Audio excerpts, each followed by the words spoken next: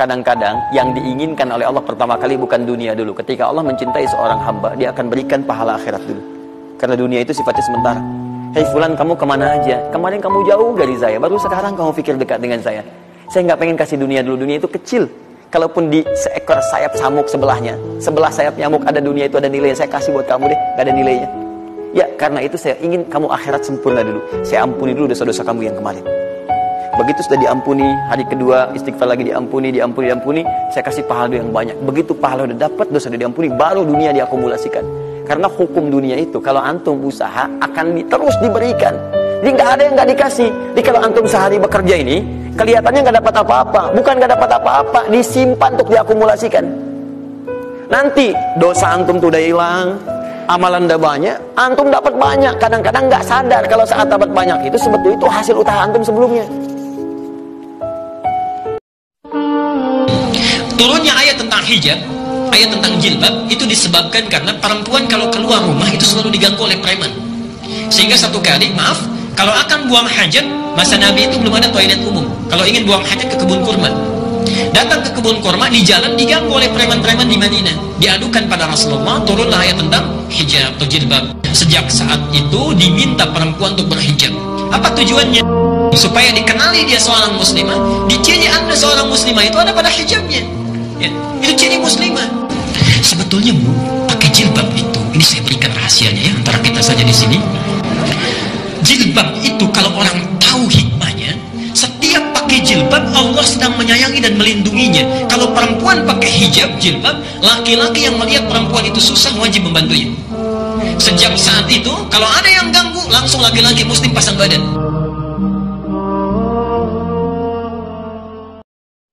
Siapa yang ingin hidupnya ringan?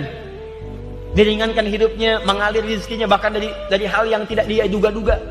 Bagaimana kuncinya? Bekerja itu penting, tapi ada yang dipercepat oleh Allah, ada akselerasi. Kamu kerjanya seperti biasa, tapi rezekinya datang, hidupnya mudah, enak gitu. Buka Quran surah 65. Di akhir ayat kedua, di awal ayat ketiga. Wa may yattaqillaha yaj'al lahu makhraja wa yarzuqhu min haitsu la yahtasib. Siapa yang mampu meningkatkan takwanya kepada Allah, maka kami akan lepaskan dari kungkungan persoalan kehidupan. Kami berikan solusi dari setiap masalahnya. Bukan nggak punya masalah, tapi ketika akan menghadapi masalah diringankan oleh Allah Subhanahu wa taala. Wa yarzuqhu min haitsu la yahtasib. Rizkinya datang dari sisi yang tidak diduga-duga. Rizki jangan digambarkan dengan uang saja, jangan dengan materi saja. Ketenangan itu rizki, kenyamanan itu rizki, sehatnya anak-anak itu rizki, keturunan itu rizki. Ada 3 amalan yang saat dikerjakan oleh beliau sebelum wafat, atau beliau wafat orang lain kerjakan, maka pahalanya terus mengalir. Apa itu? 1, sedekah jariyah, perbuatan baik yang pahalanya mengalir. Almarhum sebelum misalnya wafat, tiba-tiba kemudian Masya Allah suka belikan mushaf, dikirim ke penghafal Quran, kirim. Beliaunya meninggal, mushafnya masih ada, pahala mengalir. Setiap huruf 10 orang baca mengalir lagi. Yang paling menarik yang kedua, beliaunya sudah tidak ada, tidak mewakafkan mushaf, anaknya yang hidup mewakafkan. Sampaikan mushaf atau bacakan. Kata Imam Ahmad bin Hanbal, bacaan itu sampai, pahalanya sampai. Kata Imam Asy-Syafi'i, bacaannya tidak sampai, tapi pahala dari anak itu kalau disebut anak yang soleh mengalir juga untuk orang tuanya. Karena yang 3 tadi, sedekah jariyah, ilmin yuntafa'u bihi, ilmu bermanfaat, dan yang ketiga, waladin solihin yad'u lahu, anak soleh yang berdoa untuk orang tuanya. Di antara jenis doa itu adalah bacaan Al-Quran. Karena doa disebut dengan zikir. Ini apa? Air ya? Baik, ini gelas. Dalamnya ada air bening. Sekarang ini terbuka. Kalau ini masih terbuka, dimasukkan apapun, peluangnya masih bisa. Masukkan gula, masukkan kopi, masukkan susu, masuk. Sekarang perhatikan. Saya tutup dengan begini. Saya tuangkan kopi bisa? Gula bisa? Tidak. Susu tidak. Kenapa? Karena ada penutupnya. Banyak doa tidak terkabul bukan karena Allah tidak mengabulkan. Karena yang berdoa menutup dirinya dengan Allah dengan tutupan seperti ini, yang disebut dengan maksiat atau dosa. Jadi kalau ada seorang hamba banyak berdosa, berbuat maksiat, itu akan ada sekat dalam jiwanya yang menghambat hubungannya dengan Allah itu tidak terjalin dengan lancar. Jadi begitu dia meminta, Allah kabulkan, cuman mental lagi, balik. Itu hadisnya sahih. Secantik apapun manusia kalau masuk neraka langsung remuk. Kita pasanglah kompor gas sampai apinya biru. Ambil kutu rambut satu, masukkan situ semenit, jadi apa? Angus. Jadi jangan main-main. Neraka itu ditakuti. Fattakun nar. Takutlah kamu kepada neraka. Waquduhan nas wal hijarah. Bahan bakar neraka itu adalah manusia dan batu. Uiddat lil kafirin. Dijanjikan, disediakan untuk orang yang mengkafiri Allah. Sehingga tidak ada makhluk di dunia ini, kata Rasulullah, yang tidak berlindung dari neraka jahanam. Malu sama Allah. Berapa umurnya? 50 ya Allah. Berapa manfaat yang sudah dibuat selama 50 ini? Lisannya sudah berpikir berapa kali? Pandangan matanya menatap Al-Quran berapa kali? Jangan-jangan hari ini pun ada di antara kita yang tidak baca Al-Quran. Ada anak 4 tahun, mata buta, dia menghafal Quran.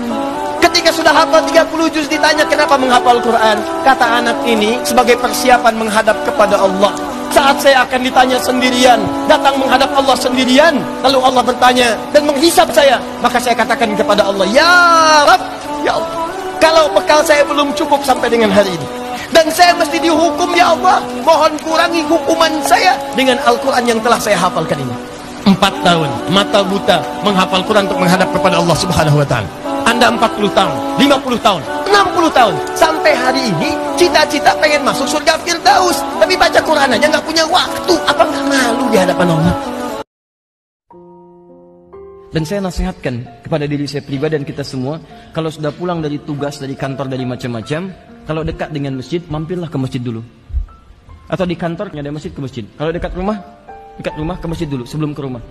Silahkan rasakan bedanya, ya, rasakan bedanya. Wudu, masuk ke masjid, salat 2 rakaat tahiyatul masjid, lalu berdoa, ya Allah, aku telah berikhtiar seperti apa yang telah Engkau perintahkan, maka aku memohon janjimu seperti apa yang telah Engkau janjikan. Anugerahkan kami rezeki yang halal ya Allah, berikan kami bimbingan dalam kebaikan.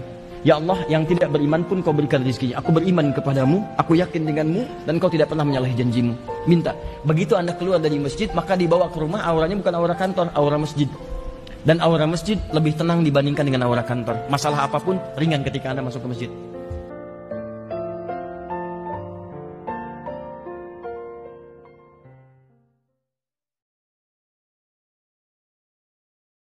Demi Allah saya katakan, rezeki kita itu sudah diatur. Yang belum jelas itu surga kita. Ya, Anda jangan takut kalau hijrah kehilangan rezeki, mustahil. Mustahil. Setiap hamba Allah yang terlahir sudah ditetapkan kadar rezekinya dan tidak akan pernah berkurang sampai dia wafat. Begitu dia wafat, tidak akan pernah wafat kecuali semua rezekinya terpenuhi selesai. Cuma memang dirahasiakan. Kenapa dirahasiakan? Sebab kalau diberikan secara langsung diketahui, maka manusia tidak akan pernah merasa semangat untuk mencarinya. Jadi kalau Anda ingin mendapatkan kemudahan di rumah, ada keberkahan, jadikan satu di antara anak-anak Anda penghafal Quran. Ini nasihat saya. Jadikan satu jadi penghafal Quran. Masa di antara anak gak ada yang hafal Quran? Allah titipkan 1, belum jadi penghafal Quran. 2, belum juga. 3, belum juga. Sudah 10 anak, belum juga. Anda butuh berapa anak lagi? Coba cek. Kalau belum ada cucunya, ayo cepat. Mumpung masih belum kiamat gitu kan. Masih ada waktu, kita maksimalkan. Ayo, kalau perlombaan dunia itu bukan untuk kita. Orang beriman itu akhirat lombanya.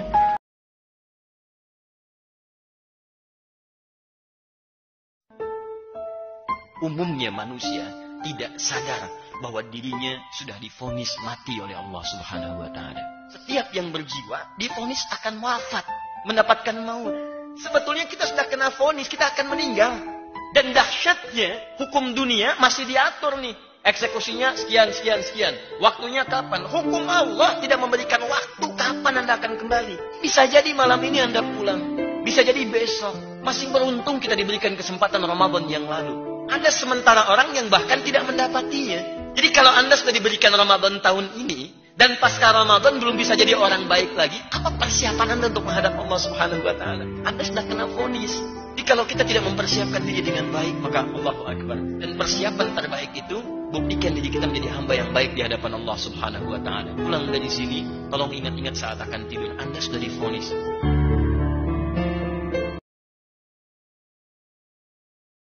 يا ربنا اعترفنا بأننا اقترفنا وأننا أسرفنا على لظى أسرفنا